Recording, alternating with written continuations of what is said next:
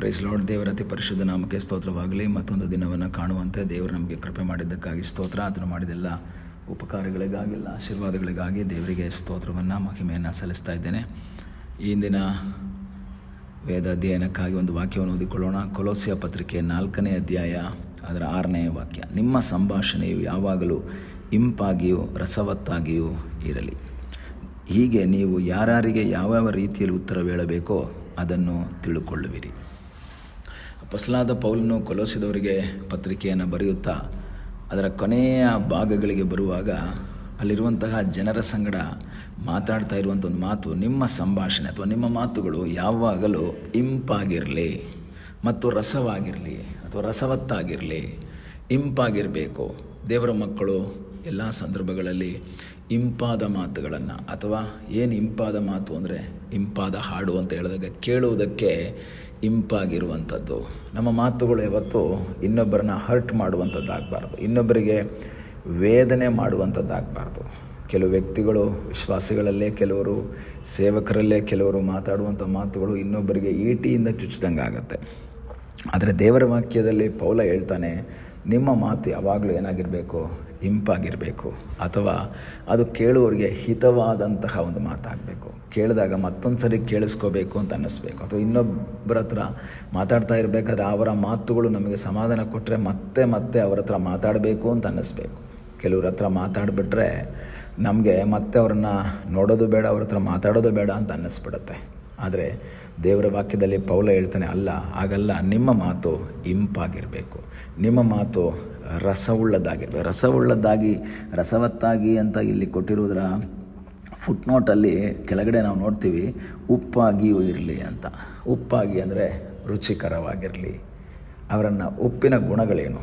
ನಮ್ಗೆ ಅನೇಕ ಸಾರಿ ನೀವು ಉಪ್ಪಿನ ಪ್ರಸಂಗವನ್ನು ಕೇಳಿರ್ತೀರ. ನೀವು ಭೂಮಿಗೆ ಉಪ್ಪಾಗಿದ್ದೀರಿ ಅಂತ ಯೇಸುಸ್ವಾಮಿ ಹೇಳಿದರೆ, ಉಪ್ಪು ರುಚಿ ಕೊಡುತ್ತೆ, ಉಪ್ಪು ಕೆಡದ ಹಾಗೆ ಕಾಪಾಡುತ್ತೆ, ಹಾಳಾಗದ ಹಾಗೆ ಕಾಪಾಡುತ್ತೆ. ಹಾಗಾದರೆ ನಿಮ್ಮ ಸಂಭಾಷಣೆ ಹೇಗಿರಬೇಕು? ಇಂಪಾಗಿರಬೇಕು. ಅಂದರೆ ಕೇಳುವುದಕ್ಕೆ ಇಂಪಾಗಿರಬೇಕು, ಮತ್ತೆ ಮತ್ತೆ ಕೇಳಿಸ್ಕೋಬೇಕು ಅಂತ ಅನ್ನಿಸ್ಬೇಕು.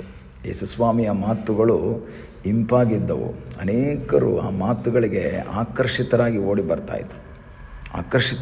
ಬರ್ತಾಯಿದ್ರು. ಮತ್ತೆ ಮತ್ತೆ ಯೇಸುಸ್ವಾಮಿಯ ಮಾತುಗಳು ಕೇಳಬೇಕು. ಯಾಕೆಂದರೆ ನೋಡಿ, ಯೇಸುಸ್ವಾಮಿಯ ಸಂಗಡ ಪ್ರಸಂಗ ಕೇಳುವುದಕ್ಕಾಗಿ ಬಂದಂಥ ಜನರು 3 ದಿವಸವಾದರೂ ಊಟ ತಿಂಡಿ ಮಾಡದೆ, ಅದರ ಅರಿವೇ ಇಲ್ಲದೆ ಮರೆತು ಹೋದವರಾಗಿ ಅವ್ರು ಕೂತಿದ್ದಾರೆ. ಯೇಸುಸ್ವಾಮಿ ಹೇಳ್ತಾರೆ, 3 ದಿವಸ ಆಯಿತು ಏನು ಊಟ ಮಾಡಿಲ್ಲ. ಯಾಕೆ? ಯೇಸುಸ್ವಾಮಿಯ ಮಾತುಗಳು ಅಷ್ಟು ಇಂಪಾಗಿತ್ತು. ಕೆಲವರು ಮಾತುಗಳು ನಮಗೇನಾಗುತ್ತೆ, ಅಷ್ಟು ಇಂಪಾಗಿ ಅನ್ನಿಸುತ್ತೆ. ಕೆಲವಾಗ ನಾವು ನಮ್ಮನ್ನೇ ಮರೆತು ಬಿಡ್ತೀವಿ.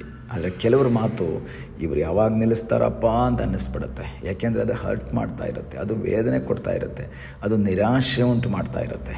ಆದರೆ ಪ್ರಿಯ ದೇವರ ಮಕ್ಕಳೇ, ನಿಮ್ಮ ಜೀವಿತದಲ್ಲಿ ದೇವರು ನಮ್ಮಿಂದ ಬಯಸುವಂಥದ್ದು ಏನಂದರೆ, ನಮ್ಮ ಮಾತುಗಳು ಇಂಪಾಗಿರಲಿ.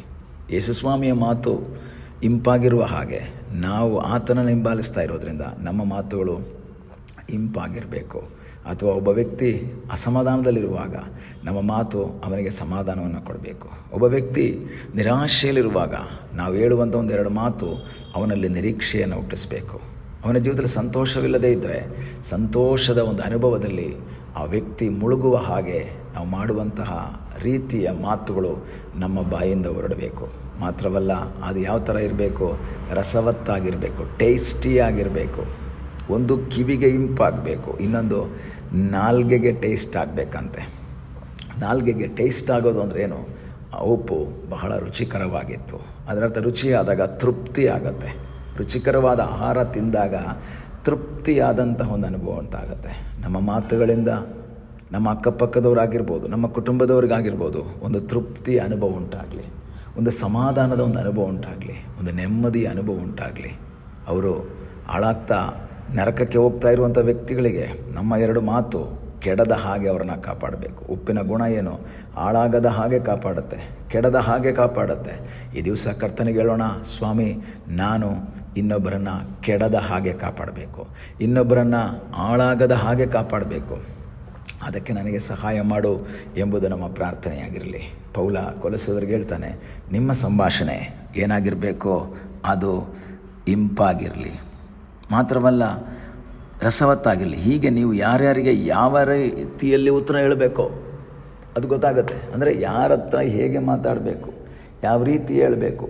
ಕಾರಣ ವೇದನೆಯಲ್ಲಿ ಬಂದಿರುವಂಥ ವ್ಯಕ್ತಿಯನ್ನು ಮತ್ತೆ ಚುಚ್ಚಿ ವೇದನೆ ಪಡಿಸೋದಲ್ಲ, ಸಂತೋಷದಲ್ಲಿರುವಂಥ ವ್ಯಕ್ತಿಯನ್ನು ಏನೋ ಹೇಳಿ ಅವನ ಸಂತೋಷ ಹಾಳು ಮಾಡೋದಲ್ಲ, ಅದನ್ನು ಇಂಪ್ರೂವ್ ಮಾಡುವಂತಹ, ಅವನನ್ನು ಮೇಲೆ ತರುವಂತಹ ಒಂದು ಮಾತುಗಳು ನಮ್ಮ ಬಾಯಿಂದ ಬರಲಿ. ನಮ್ಮನ್ನು ದೇವರು ಯಾಕೆ ಕರೆದಿದ್ದಾರೆ? ಭೂಮಿಗೆ ಉಪ್ಪಾಗಿರುವುದಕ್ಕಾಗಿ, ಜನರಿಗೆ ರುಚಿ ಕೊಡುವುದಕ್ಕಾಗಿ ದೇವರು ನಮ್ಮನ್ನು ಕರೆದಿದ್ದರೆ ಆ ಕರೆಗೆ ಅನುಸಾರವಾಗಿ ನಾವು ನಮ್ಮ ಕ್ರಿಯೆಗಳನ್ನು ಮಾಡುವಾಗ ದೇವರು ನಮ್ಮನ್ನು ಆಶೀರ್ವಾದ ಮಾಡ್ತಾನೆ. ಈ ದಿವಸ ಕರ್ತನಿಗೆ ಹೇಳೋಣ, ಕರ್ತನೆ, ನನ್ನ ಮಾತುಗಳು ಇನ್ನೊಬ್ಬನಿಗೆ ಹರ್ಟ್ ಮಾಡುವಂಥದ್ದಾಗಬಾರ್ದು, ಇನ್ನೊಬ್ಬನಿಗೆ ಸಮಾಧಾನ ಉಂಟು ಮಾಡುವಂಥದ್ದಾಗಬೇಕು, ಅವನಿಗೆ ಇಂಪಾಗಿ ಕೇಳಿಸ್ಬೇಕು. ನನ್ನ ಮಾತು ಇನ್ನೊಬ್ಬನಿಗೆ ರುಚಿಯನ್ನು ತೆಗೆದಾಕುವಂಥದ್ದಾಗಿ ಅಲ್ಲ, ರುಚಿಯುಳ್ಳದ್ದಾಗಿ ಅನುಭವಿಸುವ ಹಾಗೆ ದೇವರೇ ಸಹಾಯ ಮಾಡು ಎಂಬುದಾಗಿ ನಾವು ಪ್ರಾರ್ಥನೆ ಮಾಡೋದಾದರೆ ಖಂಡಿತವಾಗಿ ನಮ್ಮ ಮಾತುಗಳು ಅವ್ರಿಗೆ ಇಂಪಾಗ್ತದೆ, ರುಚಿಯಾಗ್ತದೆ, ಅವರು ದೇವರಲ್ಲಿ ಇನ್ನೂ ಹೆಚ್ಚಾಗಿ ಬೆಳೆಯುವುದಕ್ಕೆ ಸಾಧ್ಯವಾಗುತ್ತೆ. ಕಣ್ಣುಗಳನ್ನ ಮುಚ್ಚೋಣ, ಪ್ರಾರ್ಥನೆ ಮಾಡೋಣ. ನಮ್ಮನ್ನು ಬಹಳವಾಗಿ ಪ್ರೀತಿ ಮಾಡುವ ಪರಲೋಕದ ತಂದೆಯಾದ ದೇವರೇ, ಸಮಯಕ್ಕಾಗಿ ಸ್ತೋತ್ರ. ಮತ್ತೊಂದು ಆವರ್ತಿ ದಿನ ಸಂಧಾನದಲ್ಲಿ ನಾವು ಬಂದಿದ್ದೇವೆ. ನಮ್ಮ ಮಾತುಗಳು ಇತರರನ್ನು ಕರ್ತನೆ ನಿರಾಶೆಗೊಳಿಸುವಂಥ ಮಾತುಗಳಾಗದೆ ನಿರೀಕ್ಷೆ ಉಂಟು ಮಾಡುವ, ರುಚಿ ಕೊಡುವ, ಇಂಪಾದಂತಹ ಮಾತುಗಳಾಗುವುದಕ್ಕೆ ಕರ್ತನೆ ಸಹಾಯ ಮಾಡು ಎಂಬುದಾಗಿ ನಾವು ಪ್ರಾರ್ಥಿಸ್ತೇವೆ. ಪ್ರಾರ್ಥನೆಯನ್ನು ಕೇಳಿದ್ದಕ್ಕಾಗಿ ನಿನಗೆ ಸ್ತೋತ್ರ. ಯೇಸುವಿನ ಮುದ್ದಾದ ಹೆಸರಿನಲ್ಲಿ ಬೇಡಿಕೊಳ್ಳುತ್ತೇವೆ ನಮ್ಮ ಪ್ರೀತಿಯ ತಂದೆಯೇ. ಆಮೇನ್. God bless you.